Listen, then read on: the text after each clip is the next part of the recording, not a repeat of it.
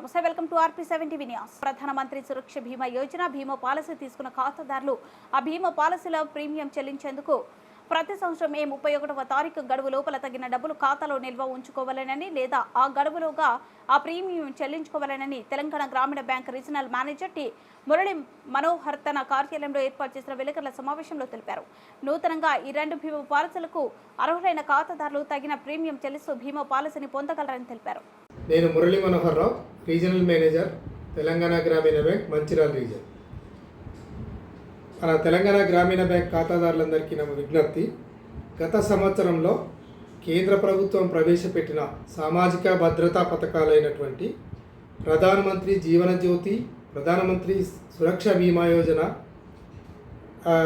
నమోదు చేసుకున్న కస్టమర్లకు తెలియజేసేది ఏంటంటే, మీ ఖాతాలో 31 మే 2024 వరకు 456 రూపీస్ బ్యాలెన్స్, అంటే 450 రూపాయలు బ్యాలెన్స్ మెయింటైన్ చేసి గత సంవత్సరం నమోదు చేసుకున్న పథకాలను రెన్యువల్ చేసుకోవాల్సిందిగా మా యొక్క విజ్ఞప్తి. ఈ పథకాల కింద PMJJBY కింద 2 లక్షలు, PMSBY కింద 2 లక్షలు మీకు యాక్సిడెంటల్ మరియు నార్మల్గా కవరేజ్ ఉంటుంది. కాబట్టి ఈ బ్యాలెన్స్ లేకుంటే మీకు ఈ పథకాలు ల్యాప్స్ అయిపోతాయి. కాబట్టి ఈ సువర్ణ అవకాశాన్ని సద్వినియోగం చేసుకోవాల్సిందిగా మా గ్రామీణ బ్యాంక్ తరఫున మా విజ్ఞప్తి. గత సంవత్సరము పాలసీలో జాయిన్ కాలేదో వాళ్ళకి మా విన్నపం ఏంటంటే, ఈ ప్రధానమంత్రి జీవన జ్యోతి బీమా యోజన కింద 18 నుంచి 50 సంవత్సరాల వరకు గల కస్టమర్లందరూ ఎలిజిబుల్. దీని ప్రీమియం 436, అంటే 436 రూపాయలు మాత్రమే.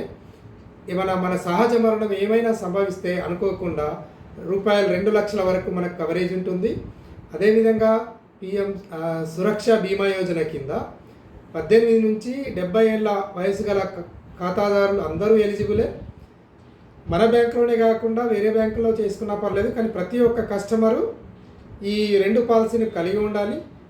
ఈ SBY కింద కూడా 2 లక్షలు ప్రమాదవశాత్తు మరణిస్తే దీనికి సంభవిస్తుంది. ఒకవేళ సహజం 30 ఏళ్ళ వారు ప్రమాదవశాత్తు మరణిస్తే JJBY అండ్ SBY 2 కలిపి 4 లక్షలు 450 రూపాయలతో మనకు కవర్ అవుతుంది. మన దేశంలో ఇన్సూరెన్స్ కవరేజ్ చాలా తక్కువ కాబట్టి అది దృష్టిలో పెట్టుకొని అందరినీ ఇన్సూరెన్స్ పరిధిలోకి తేవాలని కేంద్ర ప్రభుత్వం ఈ పథకాలను ప్రవేశపెట్టింది. కాబట్టి దయచేసి అందరూ ఈ సదవకాశాన్ని ఉపయోగించుకోవాలి. కొత్త వాళ్ళు కూడా ఎన్రోల్ చేసుకోవాలని మరొకసారి మా యొక్క విన్నపం చేసుకుంటున్నాం. పథకాల కొరకు కస్టమర్ మన బ్యాంకులో ఖాతా ఉంటే సరిపోతుంది. దీనికి ఏ ఏజెంటు ఏ కమిషన్ పే చేయదు. డైరెక్ట్గా మీ అకౌంట్కు డెబిట్ అయ్యి ఇన్సూరెన్స్ కంపెనీకి క్రెడిట్ అవుతుంది. కవరేజ్ కూడా ఆ రోజు నుంచి కవర్ అవుతుంది మనకు. కాబట్టి బ్రాంచ్లో అప్లికేషన్ ఫామ్స్ ఉంటాయి. జస్ట్ మీరు సైన్ చేసి నామినీ పేరు చెప్పేసి మీ ఖాతా నెంబరు మెన్షన్ చేస్తే సరిపోతుంది. కాబట్టి అందరూ ఈ సదావకాశాన్ని మరి ఒకసారి వినియోగించుకొని నా యొక్క ప్రార్థన.